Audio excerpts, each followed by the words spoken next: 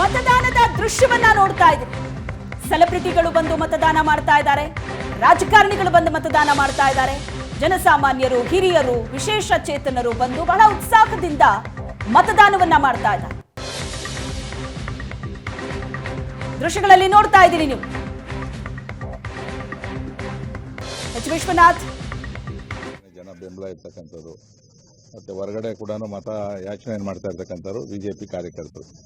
ಇದೇ ವಾತಾವರಣ ಇಡೀ ನನ್ನ ಯಲಹಂಕ ವಿಧಾನಸಭಾ ಕ್ಷೇತ್ರದಲ್ಲಿ ಕೂಡ ಇರ್ತಕ್ಕಂಥದ್ದು. ಕಾಂಗ್ರೆಸ್ ಕೆಲವು ಕಡೆ ಟೇಬಲ್ಗಳು ಇಲ್ಲ, ಇಲ್ಲೂ ಇಲ್ಲ, ಟೇಬಲ್ ಇಲ್ಲ.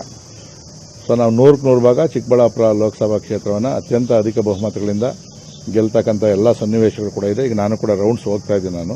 ಬಟ್ ಎಲ್ಲ ಕಡೆಯಿಂದನೂ ಫೋನ್ಗಳು ಬರ್ತಾ ಇರ್ತಕ್ಕಂಥದ್ದು. ಜನ ಅದರಲ್ಲೂ ಎಸ್ಪೆಷಲಿ ವಿದ್ಯಾವಂತರು, ಯಾರು ಅಪಾರ್ಟ್ಮೆಂಟ್ ವಾಸಿಗಳು ಮತ್ತು ಬಡಾವಣೆಗಳಲ್ಲಿರ್ತಕ್ಕಂಥವ್ರು, ಅವರು ಬೇಗ ಬಂದು 6:30ಗೆ ಕ್ಯೂನಲ್ಲಿ ನಿಂತ್ಕೊಂಡು ಈಗಲೂ ಕೂಡ ಅವರೇನೇ ಹೆಚ್ಚಿನ ದೊಡ್ಡ ಸಂಖ್ಯೆಯಲ್ಲಿ ಇರ್ತಕ್ಕಂಥದ್ದು. ನಮಗೊಂದು ಸ್ವಲ್ಪ ಭಯ ಇತ್ತು, 3 ದಿನ ರಜೆ ಇರೋದ್ರಿಂದ ಅವರು ಬಂದು ಓಟ್ ಹಾಕ್ತಾರೋ ಇಲ್ಲೋ ಅಂತೇಳಿ. ಆದರೆ ಈಗ ನೋಡಿದಾಗ ನಮಗೊಂಥರ ಖುಷಿ ಆಗ್ತದೆ. ಯಾಕಂದರೆ ದೇಶ ಚುನಾವಣೆ ಆಗಿರೋದ್ರಿಂದ ಅವ್ರಿಗೂ ಕೂಡ ಗೊತ್ತಿದೆ, ಇದು ನರೇಂದ್ರ ಮೋದಿಯವರೇ ಈ ದೇಶದ ಪ್ರಧಾನಿ ಆದರೆ ದೇಶಕ್ಕೆ ಭವಿಷ್ಯ ಅಂತೇಳಿ. ಸೊ ಆ ದೃಷ್ಟಿಯಿಂದ ಯಲಹಂಕ ವಿಧಾನಸಭಾ ಕ್ಷೇತ್ರದಲ್ಲಂತೂ ನಾವು ನಿರೀಕ್ಷೆ ಮಾಡಿದಕ್ಕಿಂತ ಹೆಚ್ಚಿನ ಅಂತರದಲ್ಲಿ ನಾವು ಇಲ್ಲಿ ಓಟನ್ನು ಕೊಡ್ತೀವಿ. ಈಗ ಹೆಚ್ಚು ಮತದಾನ ಆದಷ್ಟು ಒಳ್ಳೆಯದು. ಮತದಾರರಿಗೆ ಏನೇನು ಇಷ್ಟ? ನೋಡ್ರಿ, ಇದು 5 ವರ್ಷಕ್ಕೊಂದ್ಸರಿ ಬರ್ತಕ್ಕಂಥ ಒಂದು ದೊಡ್ಡ ಹಬ್ಬ. ಈಗ ನಾವು ಸಣ್ಣ ಸಣ್ಣ ಹಬ್ಬಗಳು, ಡೇಗಳಿಗೆಲ್ಲ ಕೂಡ ಒಂದೊಂದು ದಿನ ಪೂರ್ತಿ ಸಮಯ ವೇಸ್ಟ್ ಮಾಡ್ತೀವಿ. ಇದು ನಮ್ಮ ದೇಶದ ಭವಿಷ್ಯವನ್ನು ರೂಪಿಸ್ತಕ್ಕಂಥ ನಾಯಕರನ್ನು ಆಯ್ಕೆ ಮಾಡ್ತಕ್ಕಂಥದ್ದು. ಇದರಲ್ಲಿ ತಾವು ಬಂದು ಮತದಾನವನ್ನು ಮಾಡಲಿಲ್ಲ ಅಂತಂದರೆ ನೀವು ದೇಶದ ಪ್ರಜೆಗಳಾಗೋದಕ್ಕೂ ಕೂಡ ಎಲ್ಲೋ ಒಂದು ಕಡೆ ಅರ್ಹರಲ್ಲ ಅಂತಕ್ಕಂಥದ್ದು ನನ್ನ ವೈಯಕ್ತಿಕ ಭಾವನೆ. ಸೊ ಅದಕ್ಕೋಸ್ಕರ ದಯವಿಟ್ಟು ನಿಮ್ಗೆ ಎಷ್ಟೇ ಕಷ್ಟ ಆದರೂ ಕೂಡ ಇನ್ನೂ ಸಂಜೆ 6 ಗಂಟೆವರೆಗೂ ಸಮಯ ಇರ್ತದೆ. ತಾವೆಲ್ಲ ಕೂಡ ನಿತ್ಯ ಗ್ರಾಮದಲ್ಲಿ ನೀರು ಬಿಡಲಿಕ್ಕೆ ಹೋಗಿರುವಂಥದ್ದಿದೆ. ಈ ಸಂದರ್ಭದಲ್ಲಿ ಅವನಿಗೆ ಹಲ್ಲೆಯನ್ನ ಮಾಡಿ, ಬಹಳ ತೀವ್ರವಾಗಿ ಹಲ್ಲೆಯನ್ನ ಮಾಡಿ, ಅವನ್ನ ಬೆದರಿಸಿ ಎದುರಿಸಿ, ಏನೊಂದು ನಿನ್ನ ಮಗ ಲೋಕೇಶ್ ಭಾರತೀಯ ಜನತಾ ಪಾರ್ಟಿಗೆ ಪ್ರಚಾರವನ್ನು ಮಾಡ್ತಿದ್ದಾನೆ, ಅವನ ತಕ್ಷಣ ನೀವೆಲ್ಲರೂ ನಿಲ್ಲಿಸಬೇಕು, ಇಲ್ಲದೆ ಇಡೀ ಕುಟುಂಬವನ್ನೇ ನಿರ್ನಾಮ ಮಾಡ್ತೀವಿ ಅನ್ನುವಂಥ ಎದುರಿಕೆಯನ್ನ, ಅವಮಾನಗಳನ್ನ ತೀವ್ರವಾಗಿ ಸರಿಯಾಗಿ ಒಡೆದು ಅವನ ಅವಮಾನವನ್ನ ಮಾಡಿ, ಈ ಅವಮಾನವನ್ನ ಸಹಿಸಿಕೊಳ್ಳಕ್ಕಾಗದೆ ತನ್ನ ಕುಟುಂಬಕ್ಕೆ ಮತ್ತು ಮಗನಿಗಿರುವಂತ ಒಂದು ಬೆದರಿಕೆ, ಜೀವದ ಭಯದ ಒಂದು ಹಿನ್ನೆಲೆಯಲ್ಲಿ ಆ ಮನುಷ್ಯ 4 ಗಂಟೆಗೇನೆ ಬೆಳಗಿನ ಜಾವದಲ್ಲಿ ಆತ್ಮಹತ್ಯೆ ಮಾಡ್ಕೋತಾನೆ.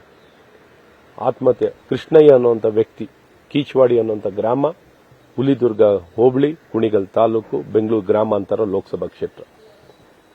ತಕ್ಷಣ ಗೃಹ ಇಲಾಖೆಯವರು, ಪೊಲೀಸ್ ಇಲಾಖೆಯವರು, ಆಪಾದಿತರ ಹೆಸರುಗಳನ್ನು ಹೇಳಕ್ಕೆ ಇಷ್ಟಪಡ್ತೀನಿ.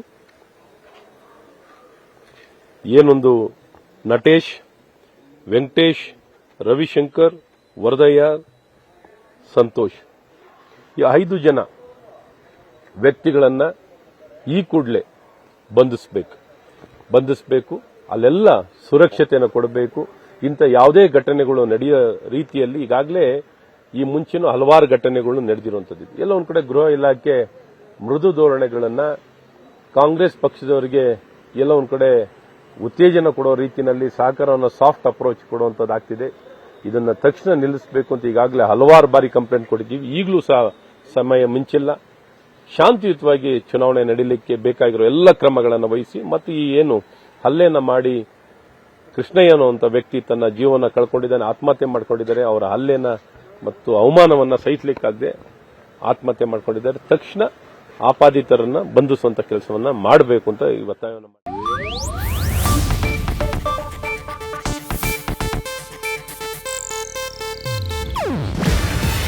ಇದು ಏಷ್ಯಾನೆಟ್ ನ್ಯೂಸ್ ನೆಟ್ವರ್ಕ್ ಪ್ರಸ್ತುತಿ. ನೀವು ನೋಡ್ತಿದ್ದೀರಾ ಏಷ್ಯಾನೆಟ್ ಸುವರ್ಣ ನ್ಯೂಸ್.